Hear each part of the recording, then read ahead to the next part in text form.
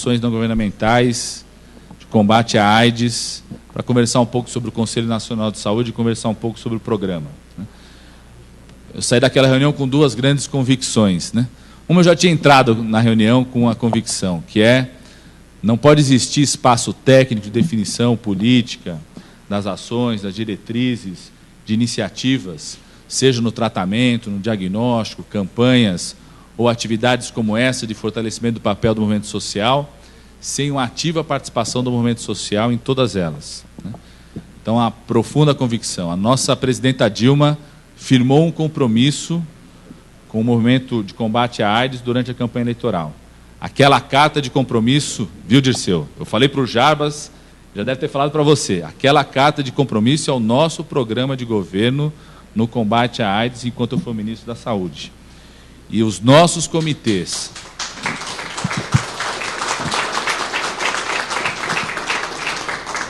E os nossos comitês, sejam os comitês técnicos, sejam as comissões, seja o espaço do Conselho Nacional de Saúde, e seja qualquer espaço que a gente venha promover de diálogo social com gestores, trabalhadores e usuários no espaço do SUS, os nossos comitês vão ter um papel fundamental em monitorar a implementação daquela carta de compromisso da presidenta. Aquela carta é a palavra da presidenta, não é só do ministro, nem só de quem entregou a carta.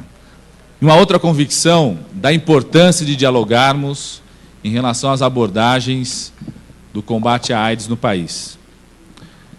Eu não posso me sentir confortável com o fato de a gente ter conseguido um grande avanço, que é aquilo que é caracterizado como uma estabilização da epidemia de AIDS no Brasil, que nós conseguimos estabilizar a presença da epidemia no nosso país, né? Eu não me sinto confortável com isso, seja pelo número de mortes que ainda existem, ou seja, por talvez a gente não estar tendo capacidade de chegar em várias pessoas, sobretudo em populações mais vulneráveis, que têm uma concentração maior de risco nesse momento, que se apresentam para todos nós como populações mais vulneráveis, e que eu acho que nós precisamos construir um grande esforço de como chegar. Inclusive, trabalhar novas linguagens, trabalhar a percepção. Às vezes, nós que estamos na luta contra a AIDS há 20, 25 anos, 15 anos, achamos que todo mundo está nessa luta há 10, 15, 20 ou 25 anos, e não percebemos que tem uma grande geração de jovens que está chegando e não acompanhou absolutamente nada daquilo que nós acompanhamos. Talvez ache algo absolutamente que não existiu no nosso país, né?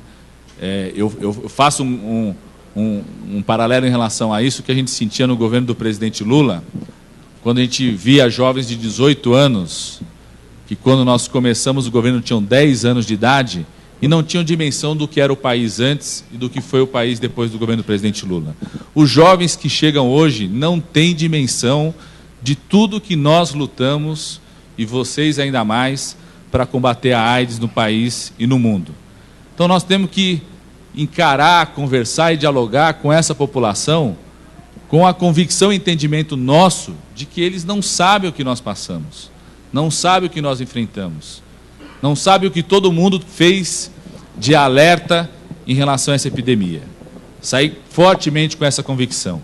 E desse evento de hoje, viu, Keila, eu saio com a convicção de que muito nós avançamos, mas tem muito a avançar ainda. E aí não falo só em relação ao combate à AIDS, porque não podemos tratar isso como tema exclusivo no esforço da luta contra o preconceito e do fortalecimento das travestis, dos transexuais, dos transgêneros. Falo, por exemplo, da luta contra a violência. Essa semana, nós, no Ministério da Saúde, eu até queria que essa portaria fosse assinada hoje, me enganaram, viu, Keila?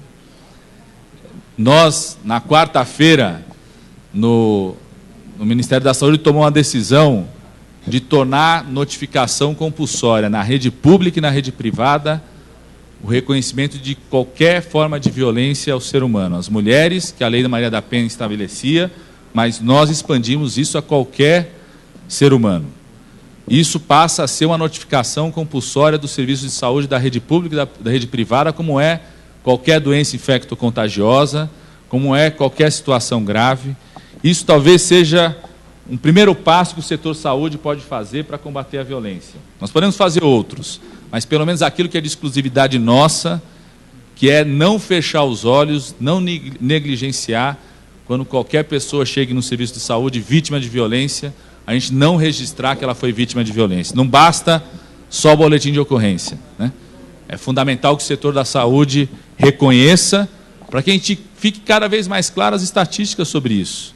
Fique cada vez mais claro onde elas acontecem, que horas que acontecem, em que serviços que as pessoas procuram, para que esse seja um instrumento não só de divulgar para a imprensa, mas que seja um instrumento para as autoridades em pensar políticas para combater a violência, e talvez não tenham populações mais vítimas da violência do que as travestis, os transexuais e transgêneros. Por isso, eu acho que nós avançamos muito, mas temos que sair daqui do dia de hoje com a plena convicção de que muito temos que fazer ainda, viu, Keila?